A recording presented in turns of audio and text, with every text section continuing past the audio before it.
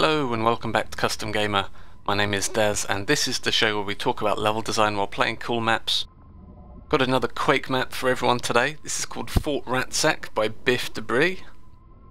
This map is created using Biff's own idbase extended texture set.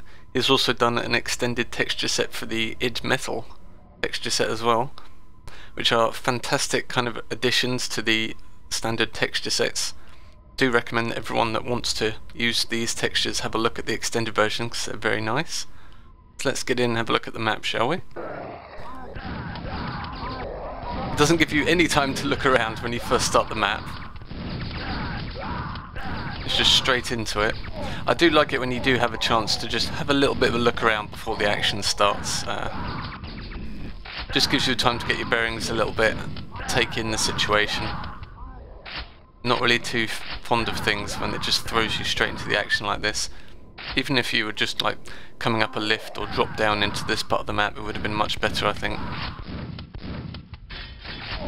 But aside from that, I really do like the gameplay on this map. It's very, very fast all the way through. There's not a lot of breaks in between the action. There's a lot of enemies to kind of handle all at once. I wouldn't really call it a horde map because there's just not enough enemies, but considering the areas you're fighting in, they're certainly chock full of enemies. The philosophy here seems to be kind of lots and lots of weak enemies thrown at you instead of, you know, the occasional strong enemy. This map does use the Quoth addon, so there's lots of kind of new base enemy types to use. So you've got these grenade launching and shotgun toting enforcers. You've got various new grunts with new weapons as well, things like rocket launchers. So there's a fair amount of challenge, a nice bit of diversity in the enemies, which kind of the standard Quake base set was missing really.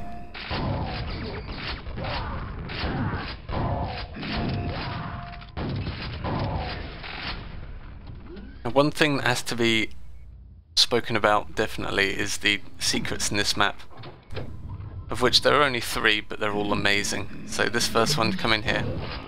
It takes you into a nice runic metal section, again using Biff's extended textures.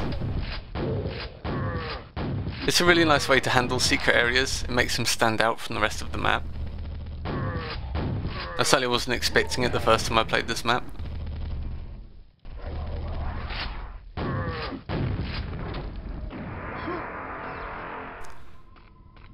That secret can be pretty nasty, as there's a Vor kind of hiding up on a ledge somewhere. And then we've got this epic quad run, which is really, really fun to do. Generally, it's really annoying when you pick up a quad in a map and then you just can't find any enemies to kill once you have it. Luckily that's not a problem here. Biff does an excellent job of getting you going on a nice rampage after you pick up the quad, as any good level designer should.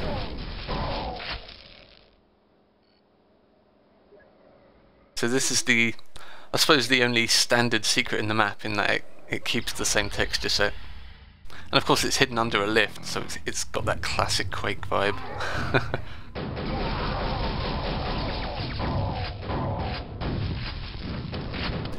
The map does a nice job of staying fairly interconnected as well, so you're always kind of opening up new doors from old areas, as we just saw there.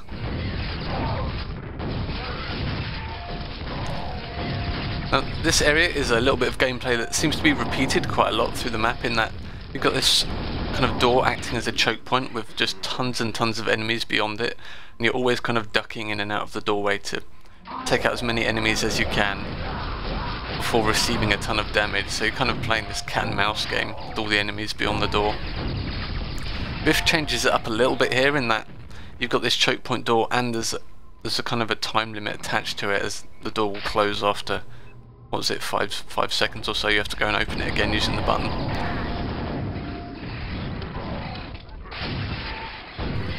So I kind of ended up playing this area a little bit more cautiously, as there is that time limit involved. If you get caught beyond the door, then you're going to have to start dealing with everything here. But you kind of get that, you know, just one more shot mentality. Once you've cleaned it out enough, you can kind of commit and go all the way through.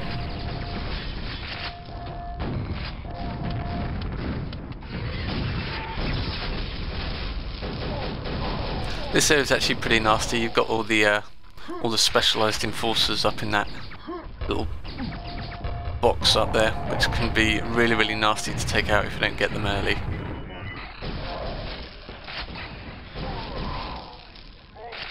There's a lot of laser cannon enforcers which are quite nasty in this map.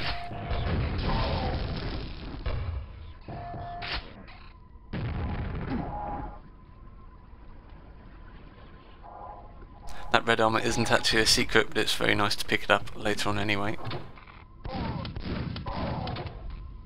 So here's the final secret here. You have to work out how to get through to that teleporter. Of course, because it's me, I derp it completely.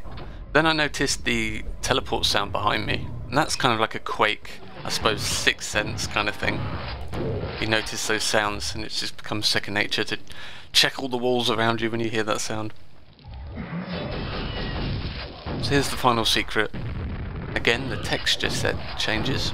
I love the idea that the enemy set changes as well for these secrets is really nice too. Gives the map a nice bit of variety in the gameplay.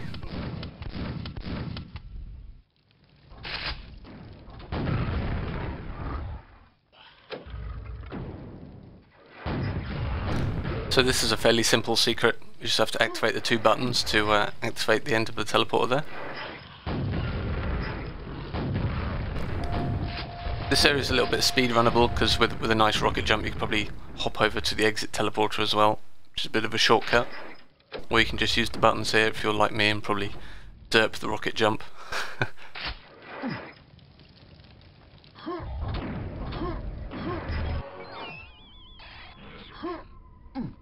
That gives us a much needed health boost for this final section. Again, it's a little bit of another kind of choke point setup, where you've just got the entire end room of the map just firing into this little choke point which you have to get through.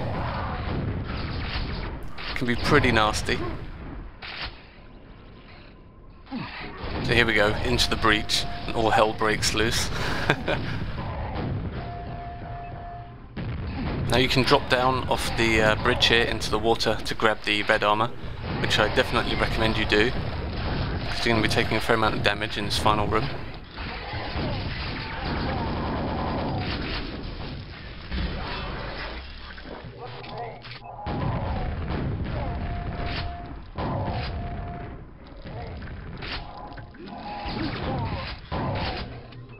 I haven't really talked much about the visuals aside from the texture set, but it's a fairly detailed map. It's a lot of nice corridor work with kind of wires everywhere and some nice little supports on the ceilings and things like that. Some nice incidental detailing as well, things like little radio masts on the raised up areas of the map looking into the sky. So yeah, overall it's really nice looking.